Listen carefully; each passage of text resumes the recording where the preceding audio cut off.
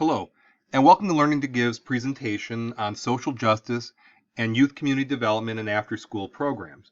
We do better in learning, relationships, and career when we have opportunities to be generous and connected in community. Now, Learning to Give helps educators prepare students to be generous and find their role in their community. Learning to Give believes that everyone has something to give. We help teachers prepare students to be generous in their communities and discover ways that they can address the challenges that they care about. Learning to Give's vision is that all youth learn early and often about their passion and ways to contribute. It's good for them, for their learning, and for civil society. Now, part of this is this idea of social justice. Now, social justice is the understanding that everyone deserves equal access to the economic, political, and civil rights we have as American citizens. We start to advance social justice when we listen to and tell the stories of our history, as well as the barriers that people face because of gender, sexual orientation, age, race, ethnicity, religion, culture, or disability. Now, culturally responsive instruction doesn't mean you're only mentioning issues of race and implicit bias. It means that you're also focused on building brain power by helping students leverage and grow their existing funds of knowledge. Now, why is advancing social justice important? This idea has been with us from our beginning, from our Declaration through our Constitution. Our founding fathers put an emphasis on citizens acting for the common good. Each citizen has a role and responsibility to act generously for the good of all. We have a strong ethic of volunteering that other countries came here to study. Even today, people from other countries approach Learning to Give to ask how young people develop philanthropic thinking.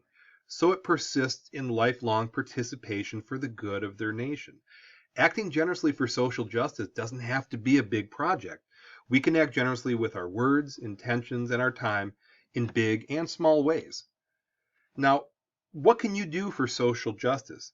Now, a community can improve for the better when individuals understand it is in their control to change their knowledge, their words, and their actions. It is in their area of influence to model respect and share stories.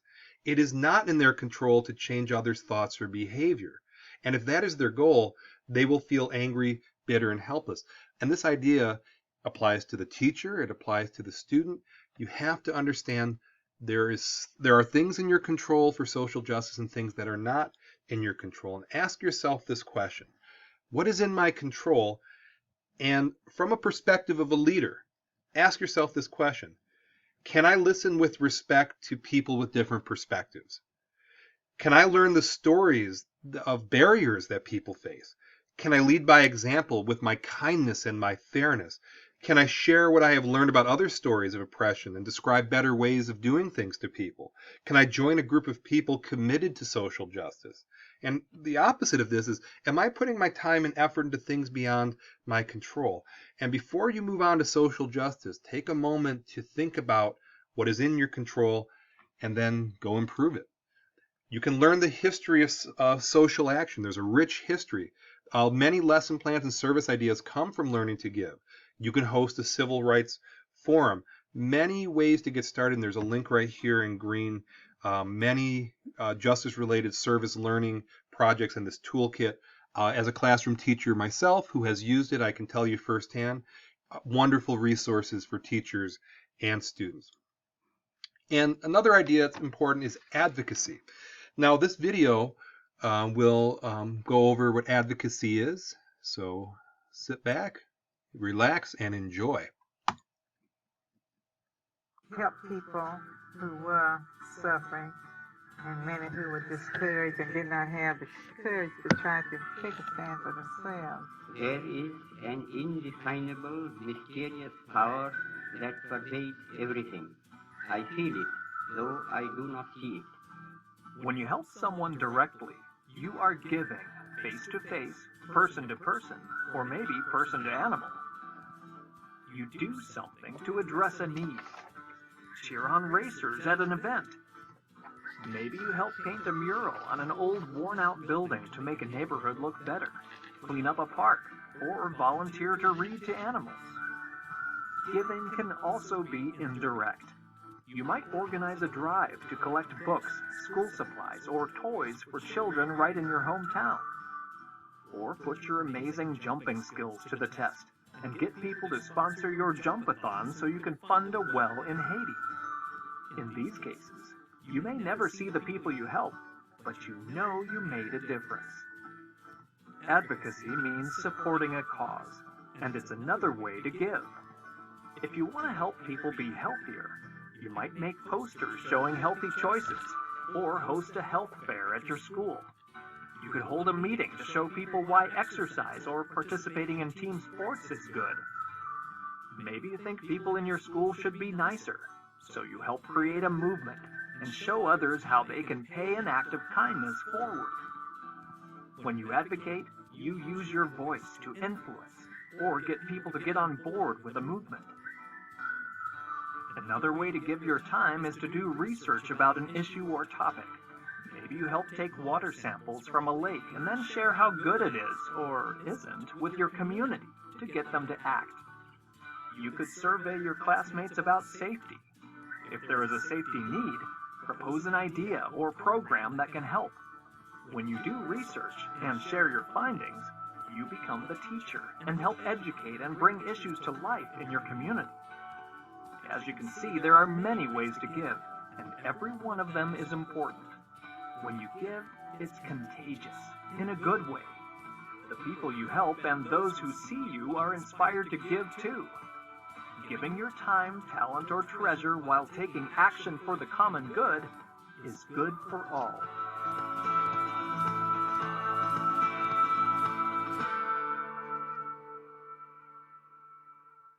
It absolutely is good for all. And this video is on Learning to Give's Get Started page, and the link is here as well.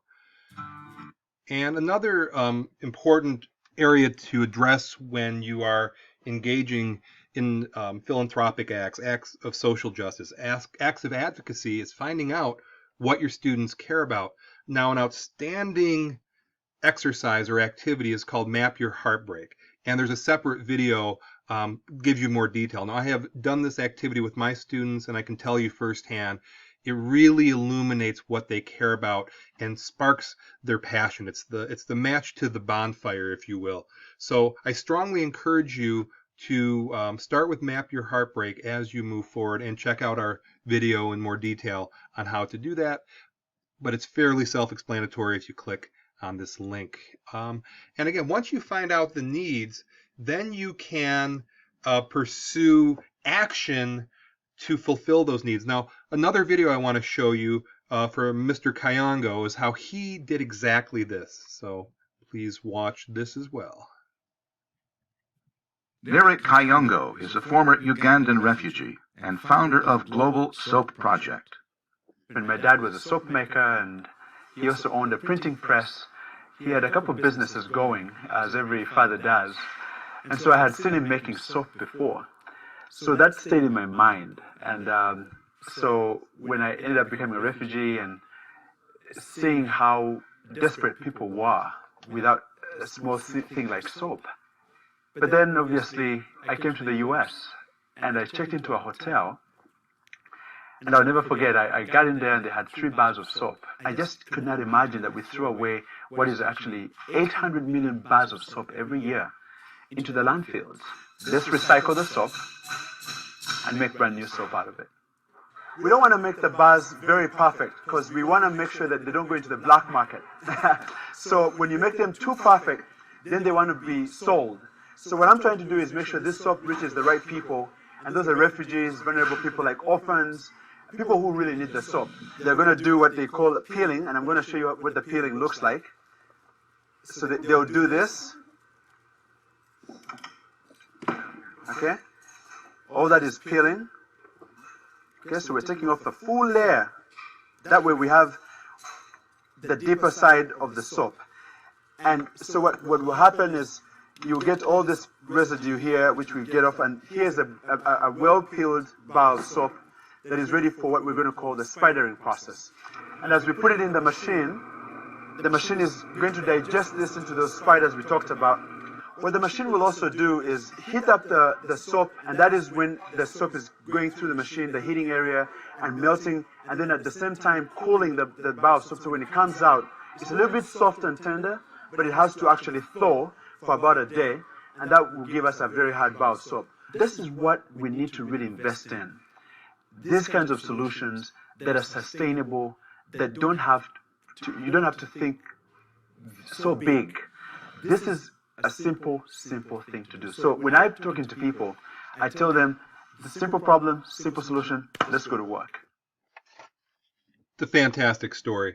So I want you to ask yourself, what triggered his idea? What prior experiences helped him come up to a solution and troubleshoot barriers? Now, whatever you choose to pursue, you need to have that passion, and you need to overcome solutions. And here, hopefully showing a video like this can inspire your students like it inspires me to see a human being doing wonderful things for the world like that. Now, another activity to get started is called Get to the Root. And this activity helps students use critical thinking to deconstruct an issue that they care about. They identify a problem, explore the root causes and effects, and research who the experts are. It's a great way to build community, use creative expression, and come up with different approaches to the next best steps in the service learning process. So to get your students enthusiastic about this, you may choose to use the videos. You may choose to use Map Your Heartbreak. You may choose to use Get to the Root. Using all of them, I can tell you, they all work. It's just ask yourself what works best for your learning style, what works best for your students. And the link for Get to the Root is right here as well. And when you are investigating, you can investigate things about the issues. Like, for example, how do we educate people about LGBT issues? What does it take to get clean water? How do we include elderly people in intergenerational activities? How can we help kids who are in need? So when you can investigate a problem, it engages in really good academic practices, reading, asking questions, taking a poll. Now, learning to give toolkits by issue area include lessons and project ideas and community resources.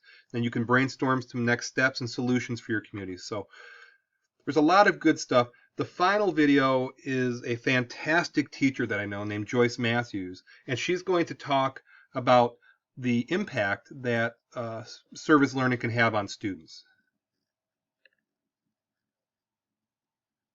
I'm always amazed with students when they're working on a service learning project because they just feel so great about what they've done, and they are always willing to share with you what was really great about the project and where they saw themselves in this project. And to be able to share that, they just continue to share how it made a difference for them. They're always going to remind you of that project, and that's the greatest part of learning to give.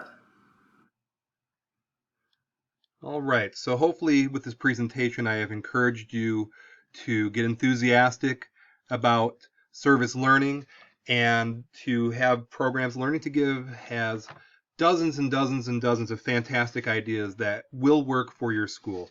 After school resources, all sorts of stuff you can look at, whether it's building community or after school.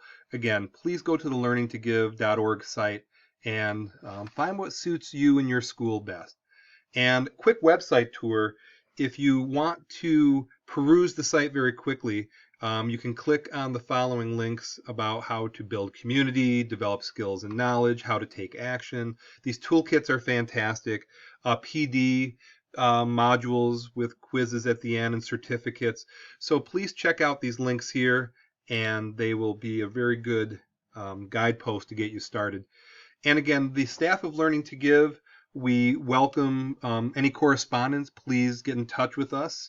And bear in mind, buy into this point, you have skills, your students have skills. We all have skills and talents to make a better world. And I believe that in my heart of hearts. And I hope you believe that in your heart of hearts. And I hope you can get it across to your students, this very true statement here. And again, please contact Betsy Peterson or Caitlin Hyagers. Here is their emails, and I look forward to the good that you create with your students, and get out there and make the world a better place. So thank you for watching this presentation. Stay well.